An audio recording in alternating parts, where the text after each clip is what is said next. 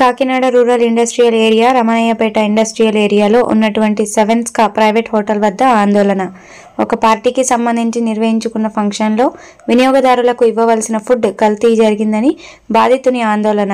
రాత్రి జరిగిన ఫంక్షన్కు ఇవ్వవలసిన ఆహారం ఇవ్వలేదని హోటల్ యాజమాన్యం తీరుపై ఆందోళన నిర్వహిస్తున్న బాధితులు. నా పేరు Tirumalasetti Nageswararao, CPM rural party కార్యదర్శిని. ఈ హోటల్ గురించి ఇంతకుముందే చాలా కంప్లైంట్లు ఉన్నాయి.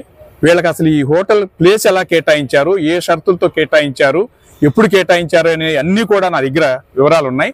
దీనికి ఏంటంటే వీళ్ళు ముఖ్యంగా ఈ హోటల్ పెట్టుకున్నందుకు ఇక్కడ ఇండస్ట్రియల్ పార్క్ని డెవలప్ చేయాలని చెప్పి, దానిలో మంచి మంచి వస్తువులు ఏర్పాటు చేయాలని చెప్పి షరతులు ఉన్నాయి. దానికి అవన్నీ చేయట్లేదు సరే కదా. దీనిలో ఇక్కడ ఫుడ్ మీద చాలా కంప్లైంట్లు వచ్చినాయి.